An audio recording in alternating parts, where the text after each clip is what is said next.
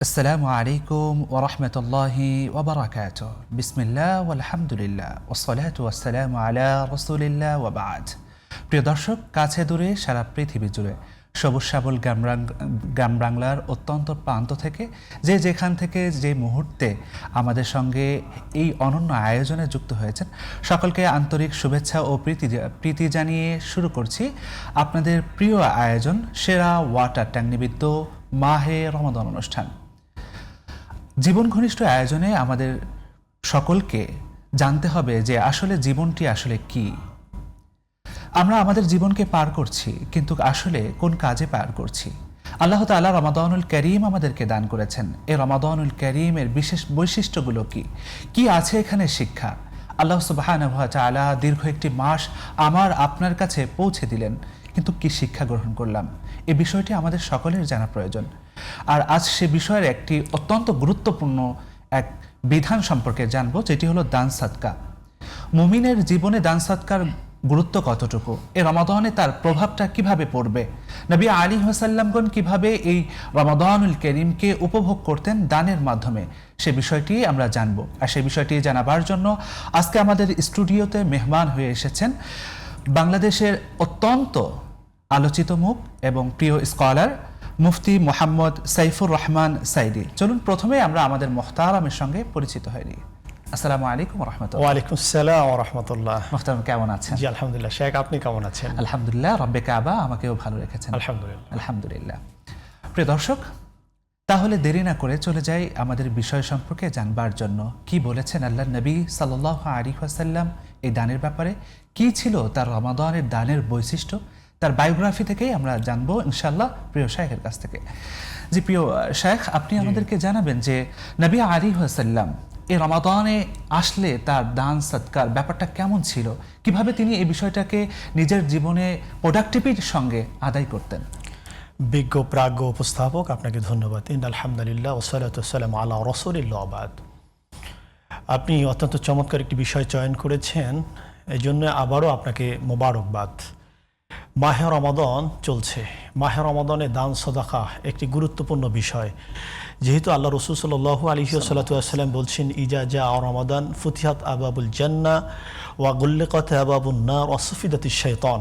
অর্থাৎ রমজান মাস যখন আগমন করে তখন শয়তানকে বেঁধে ফেলা হয় এবং জাহান্নামের দরজাকে বন্ধ করা হয়, জান্নাতের দরজাকে খুলে দেওয়া হয় এবং শয়তানকে সিগল দিয়ে আবদ্ধ করা হয়। এবং আল্লাহ রাব্বুল আলামিন এরপরেই এই রমজান মাসকে একটি স্পেশাল হিসাবে দান করেছেন, যেভাবে যে যদি কোনো মানুষ একটি নফল ইবাদত করে অন্য মাসে এই মাসে যদি নফল ইবাদত করে অন্য মাসে ফরজ ইবাদত করলে যেই সওয়াব হবে সেই সব সে পেয়ে যাবে। কিন্তু এই মাসে যদি কেউ 1 টাকা দান করে, 1 টাকা দান করলে অন্য মাসের 700 টাকা দানের সব সে পেয়ে যাবে। সুবহানাল্লাহ বিহামদি। অর্থাৎ যে ব্যাপারে বলা হয়েছে যে 1 থেকে 70, 70 থেকে 700। তো এই জন্যই আল্লাহ রাসূল সাল্লাল্লাহু আলাইহি ওয়াসাল্লাম এই রমজান মাসে বেশি বেশি দান সদকা করতে বলছেন, কারণ এই রমজান মাসে কিন্তু বৈষম্য দূরীকরণের একটি মাস। কেননা আপনি রাজা, বাদশাহ, ধনী, গরিব, ফকির, আবাল, বৃদ্ধা সকলে একসঙ্গে ইফতারি করতেছে, একসঙ্গে বসে আপনার গ্রহণ করতেছে। অর্থাৎ এই জন্যই আল্লাহ রাসূল সাল্লাল্লাহু আলাইহি ওয়াসাল্লাম বলছেন যে তোমরা বেশি বেশি দান সদকা করো। অর্থাৎ তোমার নিম্ন যে ভাইয়েরা আছে তারা যাতে তোমার সাথে ইফতারি করতে পারে, তারা যাতে সুন্দরভাবে ভালোভাবে স্বাচ্ছন্দ্য মতো ঈদ উদযাপন করতে পারে, তার জন্য তোমরা কি করো? দান সদকা করো। আর তুমি যখন দান সদকা করবা, 1 টাকা দানে তোমাকে আমি 700 গুণের বেশি অধিক পরিমাণ খলুসিয়াত যদি ভালো হয়, নেয়া যদি ভালো হয়, আল্লাহ দিয়ে দিবেন। যে আপনি আরেকটি এখানে একটি বিষয় চলে আসে যে আপনি বলছিলেন চমৎকারভাবে যে এই দান করলে তো আল্লাহ তাআলা নবী সাল্লাল্লাহু আলাইহি ওয়াসাল্লামের অত্যন্ত চমৎকার হাদিসে আমাদের একটি জানান দেওয়া হয়েছে। এই বিষয়টি আপনার সঙ্গে আমি শেয়ার করব, তবে নিচ্ছে একটি ফোন কল। হ্যালো দর্শক, প্রশ্ন করুন। আসসালামু আলাইকুম। হ্যালো, প্রশ্ন করুন। আসসালামু আলাইকুম। ওয়ালাইকুম আসসালাম ওয়া রাহমাতুল্লাহ। আমি একটু জানতে চাচ্ছিলাম যে কেউ যদি এনজিও থেকে লোন নেওয়া থাকে, ওটা কি দান করলে কবুল হবে? মানে ওই লোনের টাকা দিয়ে যদি দান করে থাকে তাহলে সেই দানের সওয়াব পাওয়া যাবে কিনা? দরকারের জন্য আর কি, দরকারের জন্য নেওয়া, খুব দরকারের জন্য নেওয়া আর কি, কবুল হবেন কি এটা একটু জানার জন্য। ঠিক আছে প্রিয় দর্শক, আমাদের সঙ্গেই থাকুন। আমাদের সম্মানিত স্কলার আপনার প্রশ্নের সঠিক জবাব জানাবেন ইনশাআল্লাহ। জি মুহতারাম, যেমনটি বলছিলাম যে আল্লাহ নবী সাল্লাল্লাহু আলাইহি ওয়াসাল্লামের অসংখ্য হাদিসগুলোর মধ্য থেকে একটি চমৎকার হাদিস কিন্তু আমাদের এই দানের ব্যাপারে আরো উৎসাহ প্রদান করে, যে তিনি বলেছেন দান করলে এই দানটা আল্লাহ তাআলা লালন করতে থাকেন। জি। এবং এটা এক সময় গিয়ে দেখা যায় উহুদ পরিমাণ চেয়েও বেশি বেড়ে যায়। জি, আল্লাহ তাআলা নবী সাল্লাল্লাহু আলাইহি ওয়াসাল্লাম আমাদের দানের ব্যাপারটা নিয়ে কত উৎসাহ দিয়েছেন। এই দান সৎকার মাধ্যমে আপনার সম্পদের পবিত্রতা অর্জন হয়। অর্থাৎ আল্লাহ রাসূল সাল্লাল্লাহু আলাইহি ওয়াসাল্লাম বলছেন, যেমনিভাবে আমরা জাকাত প্রদান করি, এই জাকাতে যেমনিভাবে নিসাব পরিমাণ সম্পদ যদি আপনার মালিকানায় পূর্ণ 1 বছর থাকে, তো 1 বছর থাকলে আপনাকে 40 ভাগের 1 ভাগ আপনাকে জাকাত দিতে হবে। এটা কিন্তু গরিবের প্রতি কি সহানুভূতি নয়, এটা হচ্ছে আল্লাহ রাব্বুল আলামিনের নির্দেশনা, এবং এই 40 ভাগের 1 ভাগ হচ্ছে তার হক, এটা দিতেই হবে। তো এই যে দান করার কারণে এই বিষয় সম্পর্কে জানবো, নিচ্ছে আরেকটি ফোন কল। হ্যালো দর্শক, প্রশ্ন করুন। দর্শক প্রশ্ন করুন। কোনো কারণে লাইনটি বিচ্ছিন্ন হয়েছে। আরেকটি ফোন কল আছে, নিচ্ছে আরেকজনের দর্শকের কল। জি দর্শক, প্রশ্ন করুন। হ্যালো হ্যালো জি, শুনতে পাচ্ছি। আপনি আপনার টেলিভিশনের ভলিউমটি কমিয়ে তারপর আমাদেরকে প্রশ্ন জানান। আচ্ছা, হ্যাঁ ম্যাম, আচ্ছা বলছি। জি বলুন। আচ্ছা হুজুর, এই আমি বলছি সবে রমজান মাসে কেউ যদি সঠিকভাবে ইবাদত করে, আল্লাহ রাব্বুল আলামিন অতীতের সমস্ত গুনাহ ক্ষমা করে দেন, ঠিক আছে। কিন্তু অতীতে ঘুষকে দুর্নীতি করে গাড়ি করেছে, বাড়ি করেছে, সেগুলো কি ক্ষমা হয়ে যাবে? এটাই আমার প্রশ্ন। ওকে, আমাদের সঙ্গে থাকুন। আমাদের সম্মানিত স্কলার আপনার বিষয়টি নিয়ে সঠিকভাবে জানাবেন ইনশাআল্লাহ। জি মোহতারাম, আমাদের এক ভাই প্রশ্ন করেছিলেন যে বিভিন্ন যে দেখা যায় এনজিও সংস্থা থেকে অনেকে প্রয়োজনের কারণে টাকা উঠিয়ে থাকে, এখন ওই টাকা দিয়ে যদি কেউ দান সাদকা করে তাহলে সে পরিমিত সওয়াব পাবে কিনা? জি, বিজ্ঞ উপস্থাপক, এখানে বিষয়টি ক্লিয়ার করতে হবে যে দান করতে হবে আপনার তহর অর্থাৎ পবিত্র সম্পদ থেকে। জি, তো সেই ক্ষেত্রে এই এনজিও থেকে যদি তিনি ঋণ নিয়ে থাকেন, লোন করে থাকেন, সেটা দিয়ে তিনি কি করতে পারবেন? দান করতে পারবেন, কোনো অসুবিধা নেই। তবে তাকে ঋণ নিয়ে দান করতে হবে এটা কিন্তু ইসলাম গ্রহণ করে না, কারণ তিনি নিজেই হচ্ছেন কি ঋণগ্রস্ত। তিনি নিজেই যিনি ঋণগ্রস্ত থাকেন তার জন্য কিন্তু জাকাত খাওয়া যায়, তিনি জাকাতের টাকা গ্রহণ করতে পারেন। মোহতারাম, বাকি উত্তরটা আপনার থেকে জানবো, নিচ্ছে আরেকটা ফোন কল। হ্যালো দর্শক, প্রশ্ন করুন। আসসালামু আলাইকুম। ওয়ালাইকুম আসসালাম ওয়া রাহমাতুল্লাহ। প্রশ্ন করুন। আমার প্রশ্নটা হলো, ওই যে অনেকে টাকা দিয়ে বাড়ি করে তারপর ভাড়া উঠায়, কিন্তু জাকাত দেওয়ার সময় বলে কি যে আমার তো নগদ টাকা নেই, তাহলে কি আমি কি জাকাত দিব? তাহলে আমার প্রশ্ন হলো যে যারা বাড়ি করে তাদেরকে জাকাত দিতে হবে? যারা বাড়ি করে তাদের জাকাত দিতে হবে কিনা এই বিষয়টি জানতে চাচ্ছেন? যে 5 তলা বাড়ি করে, 10 তলা বাড়ি করে। জি জি, আমাদের সঙ্গেই থাকুন। আমাদের প্রিয় স্কলার এই বিষয়টি নিয়ে সঠিকভাবে আপনাদের তথ্যগুলো শেয়ার করবেন ইনশাআল্লাহ। জি মোহতারাম, যেমনটি বলছিলেন। জি, বিষয়টি একেবারে ক্লিয়ার যে যিনি ঋণগ্রস্ত, ঋণ নিয়ে তাকে দান করতে হবে, এটা এমনটি নয়। ইসলাম কখনোই এটা করেনি, কারণ ইসলাম হচ্ছে ইয়াসসিরু ওয়ালা তুআসসিরু বাশশিরু ওয়ালা তুনাফফিরু। ইসলাম কোনো বিষয়কে কঠিন করেনি। ইসলাম হচ্ছে একটি নির্ধারিত অর্থাৎ সহজ সরল, বাশশিরু সুসংবাদ দেয়। সেই ক্ষেত্রে তার উচিত হচ্ছে যে মানুষকে দানের থেকে তার ঋণটা পরিশোধ করাটাই তার জন্য উত্তম হবে। তবে সে যদি দান করে তাতে সে সববান হবে, তবে সমস্যা নেই। জি, আরেকটি ফোন কল নিচ্ছি। জি মোহতারাম, প্রশ্ন করুন। প্রিয় দর্শক, যে যেখান থেকে আমাদেরকে প্রশ্ন জানাচ্ছেন, আপনার গুরুত্বপূর্ণ প্রশ্নটি আমাদের সঙ্গে শেয়ার করুন। জি হুজুর, আসসালামু আলাইকুম হুজুর। মাসুম, কুমিল্লা ধর্মপুর থেকে। জি, প্রশ্ন জানান। প্রশ্নটি পবিত্র কোরআন থেকে, সূরা ইব্রাহিম আয়াত 50 অধ্যায় 14। সূরা ইব্রাহিম আয়াত 50। জাহান্নামী দুযুগীদের জামা হবে আল-কাতরার। দুযুগীদের জামা হবে আল-কাতরার। আল-কাতরা মানে কি? এই আয়াতটিতে কোরআন কি বলতেছে? সূরা ইব্রাহিমে আয়াত 50। আসসালামু আলাইকুম। ওয়ালাইকুম আসসালাম ওয়া রাহমাতুল্লাহ। আমাদের সঙ্গে থাকুন, আমাদের মুহতারাম জানাবেন বিষয়টি ইনশাআল্লাহ। মুহতারাম, এক ভাই আমাদের কাছে প্রশ্ন করেছেন যে রমজান মাসে আল্লাহ নবী সাল্লাল্লাহু আলাইহি ওয়াসাল্লামের যে হাদিসটা আছে, যে বলা হয়েছে কেউ যদি ঈমানান ওয়া ইহতিসাবান, যদি ঈমানের সঙ্গে এবং আশা নিয়ে রমাদান পার করে, আল্লাহ তাআলা তার গুনাহকে মাফ করে দেন। গফরাল্লাহু মা তাকাদ্দামা মিন যানবিহি। জি, এখন কেউ যদি এই রমাদানে থেকে বা রমাদানের বাহিরে ঘুষ, সুদ এগুলো নিয়ে তার কর্মব্যস্ততা থাকে, কিন্তু তার জন্য কি আসলে এই সুসংবাদটা গ্রহণযোগ্য, নাকি এর জন্য আলাদা তার জন্য শাস্তি হবে না, এই গুনাহ তাকে বইতে হবে?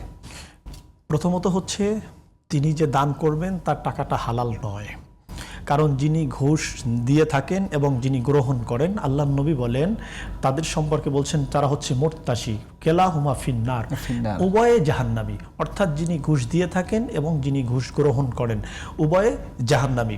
নাম্বার 1। নাম্বার 2 হচ্ছে যে সুদের ব্যাপারে যে বললেন, ঘুষ সুদ, তো সুদ হচ্ছে সম্পূর্ণ হারাম, যেখানে আল্লাহ রাব্বুল আলামিন সুদকে হারাম করেছেন। এবং সুদের সর্বনিম্ন সর্বছোট্ট একটি গুনাহ হচ্ছে নিজের মাকে নেকা করা, নাউজুবিল্লাহ। তো এই সুদ খেয়ে, ঘুষ খেয়ে, ঘুষ দিয়ে এই যে আপনি দান করবেন, এটার থেকে আপনি নিজেকে আগে নিজে সংশোধন করেন। নাম্বার 1, আপনি দান করলে এটা টয়লেটে ব্যবহার করা যাবে, যেটা হানাফের মত, হানাফি মাযহাবের মত হচ্ছে যে এই যে সুদের টাকা দিয়ে সবের নিয়াত করা যাবে না। এমনিতে রাস্তার পাশে একটি টয়লেট করা দিয়ে যেতে পারে, যে মানুষের প্রয়োজনে হাজত সারলো, কিন্তু এটা দ্বারা কোনো কল্যাণ তো হবেই না, বরঞ্চ তিনি যে সুদ গ্রহণ করেছেন এজন্য কিয়ামতের ময়দানে রোজ মাহশরে তাকে আল্লাহ রাব্বুল আলামিনের দরবারে দাঁড়াতে হবে, এবং তিনি তার মাকে নেকা করার যে পাপ গুনাহ, সেই কাবীরা গুনাহ, বড় ধরনের গুনাহ নিয়ে আল্লাহ রাব্বুল আলামিনের সামনে দাঁড়াতে হবে। জি মুহতারাম, এখানে আরেকটি বিষয় আছে, সেটি হলো যে তার জন্য কি গুনাহ মাফ হবে? যে নবী করিম সাল্লাল্লাহু আলাইহি সাল্লাম বলেছেন তো রমাদানে রোজা রাখলে, এই যে আমরা যেটা বলেছি পূর্বের হাদিসে, তাহলে তাকে মাফ করে দিবেন, তাকে কি আল্লাহ তাআলা মাফ করবেন? এটা না, এখানে আপনাকে ক্লিয়ার করতে হবে, ঘুষ তো এক ধরনের মানে অন্যের আরেকটা হক। জি জি, ঘুষ মূলত হচ্ছে যে অন্যের আরেকটা হক সে জোর করে চাপিয়ে নিচ্ছে, মানে নষ্ট করতেছে, হকটাকে নষ্ট করছে। তো তিনি তার রোজার যে সবে তিনি সেই সব পাবেন, কিন্তু যিনি ঘুষ গ্রহণ করতেছেন এটা বা ঘুষ দিচ্ছেন, এটার থেকে বিন্দু পরিমাণে তার গুনাহকে কাটা হচ্ছে না, বরঞ্চ তাকে এই যে অপরাধ করার কারণে তাকে জাহান্নামের আগুনে জ্বলতে হবে। এবং আল্লাহ রাব্বুল আলামিন এ ব্যাপারে তো কঠিন সিদ্ধান্ত দিয়েছেন, এবং আল্লাহ রাসূল সাল্লাল্লাহু আলাইহি ওয়াসাল্লামের হাদিস যেটা বললাম যে তাদেরকে বলা হয় মুরতাশি আর কেলাহুমা ফিন্নার, অর্থাৎ যিনি ঘুষ গ্রহণ করেন, যিনি কি করেন আপনার দিয়ে থাকেন, উভয়ে জাহান্নামী। তো এইখানে অন্য কোনো কথা বলার কোনো সুযোগ নেই। জি, অত্যন্ত দারুণভাবে জানাচ্ছিলেন। আমরা আরো শুনবো আপনার থেকে এই বিষয় সম্পর্কে। নিব ছোট্ট একটি বিরতি। প্রিয় দর্শক, আমরা জানছি আমাদের মনের যে প্রশ্নগুলো আছে এবং শরিয়ার জীবনযাপনের জন্য যে সমাধান আমাদের দরকার সেই বিষয় সম্পর্কে আমাদের প্রিয় স্কলারদের থেকে। তবে আমাদের ভাই যে প্রশ্নটি করেছেন যে ঘুষ যে নিয়ে জীবন ধারণ করছে এবং রমাদানের যে নবী করিম সাল্লাল্লাহু আলাইহি ওয়াসাল্লাম যেমনটি বলেছেন তার জন্য তার ওই গুনাহ মাফ হবে না, বরং তার সাগীরা যে গুনাহগুলো আছে এবং পাপের কারণে যেগুলো তাওবা করেছে, বান্দার সঙ্গে যেগুলো সংশ্লিষ্ট নয়, এগুলো আল্লাহ তাআলা মাফ করে দিবেন। সকলকে আবারও প্রীতি জানাচ্ছি, নিচ্ছি ছোট্ট একটি বিরতি, ফিরছি কিছুক্ষণ পর। আপনারা দেখছেন সেরা ওয়াটার ট্যাঙ্ক নিবেদিত মাহে রমাদান অনুষ্ঠান, সাথেই থাকুন, কিছুক্ষণ পরে আবার দেখা হচ্ছে। প্রিয় দর্শক, বিরতির পর আপনাদেরকে আবারও স্বাগত জানাচ্ছি আপনাদের প্রিয় চ্যানেল জিটিভির পর্দার অনন্য আয়োজন সেরা ওয়াটার ট্যাঙ্ক নিবেদিত মাহে রমাদান অনুষ্ঠান। আমাদের সঙ্গে রয়েছেন একজন বিদগ্ধ স্কলার, যার থেকে আমরা আমাদের গুরুত্বপূর্ণ প্রশ্নের সঠিক সমাধান জানছি। প্রিয় দর্শক, আপনারাও যদি আমাদের সঙ্গে যুক্ত হতে চান, স্ক্রিনে প্রদর্শিত নাম্বারে আমাদেরকে ফোন কলের মাধ্যমে যুক্ত হতে পারবেন। চলে যাচ্ছে আমাদের মোহতারামের কাছে উক্ত বিষয়টি নিয়ে জানবার জন্য। যে প্রিয় মোহতারাম, যে আমাদের বিরতির পূর্বে একটি বিষয় ছিল যে আল্লাহ সুবহানাহু ওয়া তাআলা আমাদেরকে মাল দিয়েছেন, এখন এই মালের যদি হালালটা গ্রহণ করি আল্লাহ তাআলার কাছে, তো সেটা আমরা অবশ্যই নিকটবর্তী হতে পারবো এর মাধ্যমে। এবং যদি আমাদের হারাম থাকে, এই মালের দ্বারা আমরা কিভাবে আমাদের ইবাদতকে কবুল করাবো? অথচ নবী করিম সাল্লাল্লাহু আলাইহি ওয়াসাল্লাম তো বলেছেন হালাল ভক্ষণকারী কখনোই জান্নাতে যাবে না, তার ইবাদত কবুল হবে না। হারাম ভক্ষণকারী, জি জি, এই বিষয় সম্পর্কে আপনার কাছ থেকে জানবো। আরেকজন দর্শকের প্রশ্ন নিয়ে নিচ্ছি। হ্যালো দর্শক, প্রশ্ন করুন। আসসালামু আলাইকুম। ওয়ালাইকুম আসসালাম ওয়া রাহমাতুল্লাহ। প্রশ্ন করুন। আমার প্রশ্নটা ছিল, এই যে যাকাতের টাকা বোন বা বোনের ছেলে মেয়েদেরকে দেওয়া যায় কিনা, এই প্রশ্নটা নেবেন। ঠিক আছে, আমাদের সঙ্গে থাকুন, আমাদের মোহতারাম এই বিষয়টি নিয়ে আপনাকে জানাবেন ইনশাআল্লাহ। জি মোহতারাম, আমরা পূর্বের বিষয়টি একটু জানতে চাচ্ছিলাম যে হালাল ভক্ষণকারী তো আল্লাহর কাছে প্রিয়, কিন্তু হারাম ভক্ষণকারী ইবাদত গ্রহণ করা হবে না, এই বিষয়টি আমাকে যদি স্পষ্ট করে সংক্ষিপ্তভাবে বলতেন। বিজ্ঞ উপস্থাপক রাসূল আরবি সাল্লাল্লাহু আলাইহি ওয়াসাল্লাম স্পষ্ট বলে দিয়েছেন, ইবাদত কবুল হওয়ার জন্য পূর্ব শর্ত হচ্ছে হালাল খানা গ্রহণ করা। যে ব্যক্তি হালাল খানা গ্রহণ করেন না, তার কোনো ইবাদত কবুল হয় না। হয় না। এই জন্যে আল্লাহ রাব্বুল আলামিন প্রথমেই নবীদেরকে সতর্ক করে বলছেন, ইয়া আইয়ুহার রাসূল কুলু মিম্মা হালালান তাইয়্যিবান। তাইয়্যিবা। হে রাসূল, আপনারা কি করেন? হালাল রিজিক মাল ভক্ষণ থেকে, করেন। রিজিক থেকে ভক্ষণ করেন। অর্থাৎ নবীদেরকে কেন সতর্ক করলেন? যে নবীদের থেকে আল্লাহ রাব্বুল আলামিন আমাদেরকে শিক্ষা দিচ্ছেন, উম্মতদেরকে শিক্ষা দিচ্ছেন। এরপরে আল্লাহ রাব্বুল আলামিন আবার মুমিনদেরকে লক্ষ্য করে বললেন যে আইয়ুহাল্লাযীনা আমানু কুলু মিম্মা রাযাকনা হালালান তাইয়্যিবান। তোমরা হালাল রিজিক অন্বেষণ করো, হালাল থেকে তোমরা কি করো? রিজিক গ্রহণ করো। তো যিনি হালাল খান না তার কোনো ইবাদত কবুল হয় না। তো যিনি আপনার ঘুষ গ্রহণ করেছেন তার টাকাটাই তো হারাম। তো হারাম দিয়ে যদি তিনি ইবাদত করে তার ইবাদত কবুল হবে কি করে? জি, এটাকে মাথায় রাখতে হবে। এরপরে দ্বিতীয়ত হচ্ছে সুদ। সুদটাও সম্পূর্ণ হারাম। তো হারাম দিয়ে কোনো ইবাদত করলে এই ইবাদত কোনো কাজে লাগবে না। জি, অত্যন্ত দারুণভাবে জানাচ্ছিলেন। আরেকটি বিষয় আমাদের ভাই প্রশ্ন করেছেন, সেটি হচ্ছে যে জাকাতের টাকা আমার আপন ভাই বোন রয়েছে, তারা যদি মাসরাফের অধিকারী হয়, জাকাতের মাসরাফ হয়, তাহলে কি তাদেরকে দেওয়া যাবে কিনা? জি, উপস্থাপক এখানে স্পষ্ট কথা যে আল্লাহ রাব্বুল আলামিন প্রথমে কালামে হাকিমে বলছেন কু আনফুসাকুম ওয়া আহলিকুম নারা। আর মাসারিফুজ জাকাত যে আল্লাহ রাব্বুল আলামিন 8টা খাত বলে দিয়েছেন যে ইন্নামাস সাদাকাতু লিল ফুকারা ওয়াল মাসাকিন ওয়াল আমিলিনা আলাইহা ওয়াল মুআল্লিফাতি কুলুবুহুম ওয়া ফির রিকাব ওয়াল গারিমিনা ওয়া ফি সাবিলিল্লাহি ওয়া ইবনিস সাবিল। এই যে 8টা খাতকে বলে দিয়েছেন। তো এখন ভাইয়ের অনেক টাকা পয়সা, ধনাঢ্যবান, কিন্তু বোনের টাকা পয়সা কম বা তার জন্য জাকাত খাওয়া ফরজের পর্যায়ে চলে গিয়েছে। তিনি এই ভাই তার বোনকে প্রথমে জাকাতের টাকা দিয়ে তাকে সহযোগিতা করবেন। এটাই আকরব হবে, এটাই প্রিয় হবে, প্রিয় পন্থা হবে। এটাই প্রিয় পন্থা হবে। এবং তাকে ব্যবসায়িক একটা লাইন করে দিতে পারেন, বা তাকে একটি প্রজেক্ট করে দিতে পারেন, একটা রিক্সা কিনে দিতে পারেন, বা বোন হলে একটি সেলাই মেশিন কিনে দিতে পারেন। অর্থাৎ বোনকে স্বাবলম্বী করা। অর্থাৎ ভাইয়ের যে টাকা আল্লাহ রাব্বুল আলামিন দিয়েছেন, এই টাকার 40 ভাগের 1 ভাগ মাসারিফুজ জাকাত হিসাবে তার বোনকে দিতে পারবে, তার ভাইকে দিতে পারবে, বা তার চাচাকে দিতে পারবে, মামাকে দিতে পারবে, এবং বোনের ছেলে সন্তান সবাইকে দিতে পারবে। এই জন্যই তো আল্লাহ রাব্বুল আলামিন স্পষ্ট করে দিয়েছেন যে প্রথমে তুমি যখন স্বাবলম্বী হয়ে যাবা, তুমি নিজে বাঁচার পরে তুমি কি করবা? কু আনফুসাকুম ওয়া আহলিকুম নারা। তোমার আহালদেরকে তুমি প্রথমে কি করবা? এই জাকাতের টাকাটা দিবা, বা এই তোমার সম্পদ থেকে তাদেরকে সহযোগিতা করবা। এটা কিন্তু তোমার তাদের প্রতি দয়া নয়, এটা হচ্ছে তাদের প্রতি সহানুভূতি নয়, এটা তাদের অধিকার। এরপরে তুমি কি করবা? তোমার পাড়া প্রতিবেশীদের যারা আছে তাদেরকে তুমি বন্টন করে দিবা। অত্যন্ত সুন্দর তথ্য দিয়ে আমাদেরকে জানিয়েছেন। আশা করছি আমাদের দর্শকরা বুঝেছেন। আরেকটি ভাই আমাদের কাছে প্রশ্ন করেছেন যে টাকা দিয়ে বাড়ি বানাচ্ছেন, কিন্তু জাকাত দেওয়ার ক্ষেত্রে এসে বলছেন যে সে এখনো মাসারিফে মানে জাকাতের হকদার হয়নি। অর্থাৎ জাকাত তার উপরে যে আল্লাহ তাআলা যে বিধানগুলো দিয়েছেন জাকাত অন্যতম, সেই বিধানের হকদার তিনি হননি, এজন্য তিনি জাকাত দিবেন না। আসলে এই ব্যাপারটা কতটুকু? অথচ 10 তলা 5 তলা 7 তলা বিল্ডিং করছেন, এই ব্যাপারটা নিয়ে আমাদেরকে একটু জানাবেন। আসলে এটা হচ্ছে ইসলামকে নিয়ে উপহাস করা, ইসলামকে নিয়ে একটা তামাশার পাত্র বানানো, বস্তু বানানো। যিনি 10 তলা বিল্ডিংয়ের মালিক তার উপরে জাকাত ফরজ। জি, একটা ঢাকাতে যদি 10 তলা বিল্ডিং থাকে, সেখান থেকে প্রায় 5-7 লাখ টাকা প্রতি মাসে সে আপনার পাচ্ছে, ভাড়া পাচ্ছে। তো এটা হচ্ছে যে আসলে ইসলামকে ঠকানো। নো, আপনি যদি মাসারিফুদ আপনার নেশাব পরিমাণ সম্পদের মালিক হন, এখানে যে আপনার স্বর্ণই হতে হবে, রৌপ্যই হতে হবে, নো। আপনাকে নেশাব পরিমাণ সম্পদের যদি আপনি মালিক হন, আপনার কাছে গচ্ছিত টাকা থাকে বা অন্য ধন সম্পদ অর্থবিত্ত থাকে, নেশাব পরিমাণ যদি হয়ে যায়, পূর্ণ 1 বছর আপনার মালিকানায় থাকে, আপনাকে অবশ্যই জাকাত দিতে হবে হিসাব করে করে। মোহতারাম, এখানে আরেকটি বিষয় যেটা চলে আসে যে এখন তো বিল্ডিংগুলো ব্যবসা ওয়ারি অর্থাৎ বিজনেস ফ্ল্যাটগুলো তৈরি করা হয়, যে তার যে আসলি যে রুমটা থাকে বা যে ফ্ল্যাটটা থাকে, এছাড়া যে ফ্ল্যাটগুলো আছে তাকে তো অবশ্যই সেটা বিজনেসের মধ্যে আসবে।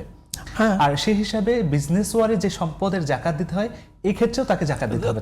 এক্ষেত্রেও তাকে জাকাত দিতে হবে, অর্থাৎ তাকে জাকাত না দেওয়ার কোনো সুযোগ নেই। কারণ এখানে তো ইসলাম তো স্পষ্ট করে বলে দিয়েছে তিনি 10 তলার মালিক, অথচ তার পাশে যিনি আছেন তার একটা বাড়িই নেই, তিনি ভাড়া থাকছেন, গরিব মানুষ। অর্থাৎ আপনি 10 তলার মালিক হয়েছেন, কোটি কোটি টাকার মালিক, আপনি জাকাত দিবেন না? নো, আপনি মাসারিফুজ জাকাত অর্থাৎ আপনি নেশাব পরিমাণ সম্পদের অধিকারী হয়েছেন, আপনাকে অবশ্যই হিসাব করে করে আপনি ভাড়া দিচ্ছেন, এটা কিন্তু আপনার একটা বিজনেস। তো এই হিসাব করে করে আপনাকে পূর্ণাঙ্গ জাকাত আপনাকে আদায় করতে হবে।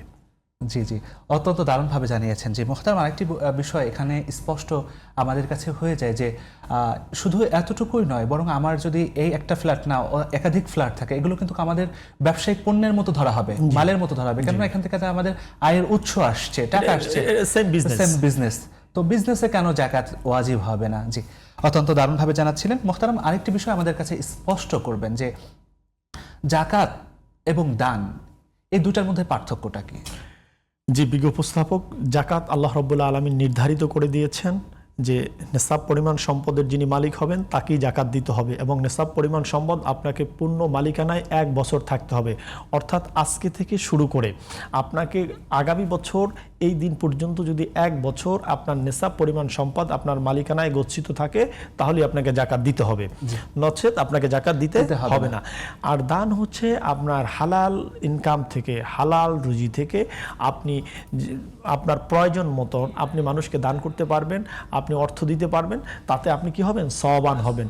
শুধু যে আপনি টাকাই দান করবেন এমনটা না, আপনি একজনকে লুঙ্গি দিতে পারেন, জামা দিতে পারেন, বা এই যে রমজান মাস চলছে আপনি খাবার কিনে দিতে পারেন, আপনি অনেক আইটেম দিয়ে ইফতারি করছেন, আপনার কিছু শেয়ার করতে পারেন, 20, 25, 30 আইটেম দিয়ে আপনি ইফতারি করছেন, অথচ আপনার পার্শ্ববর্তী আমরা মিডিয়াতে দেখি যে আপনার পানি ভাত দিয়ে ইফতারি করছে। সো এটা হতে পারে না।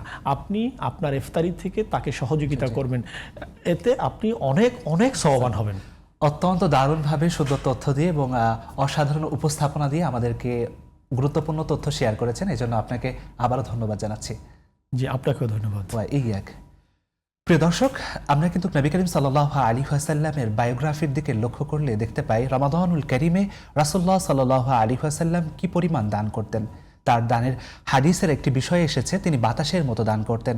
তাই রমাদান কিন্তু একেবারে শেষ মুহূর্তে পৌঁছে গেছে, আর কিছুদিন পরে রমাদানকে আমাদের থেকে বিদায় নেবে। তাই আসুন এই গুরুত্বপূর্ণ সময়ে অনন্য একটি বিধানকে সুন্দরভাবে নিজের যতটুকু সাধ্যে আছে অতটুকু দিয়ে রাসূলুল্লাহ সাল্লাল্লাহু আলাইহি ওয়াসাল্লামের দেখানো পন্থা অনুযায়ী আমরা দান করি, তাহলে আমাদের জীবনও হবে ইনশাআল্লাহ সুখকর, সুখময় এবং জান্নাতের জন্য এক অনন্য পাথেয়। আল্লাহ তাআলা আমাদের প্রত্যেককে সঠিকটা বুঝে সুন্দরভাবে আমল করার তৌফিক দান করুন। হাদা মা ইনদি ওয়াল ইলমু ইনদাল্লাহ। আসসালামু আলাইকুম ওয়া রাহমাতুল্লাহ।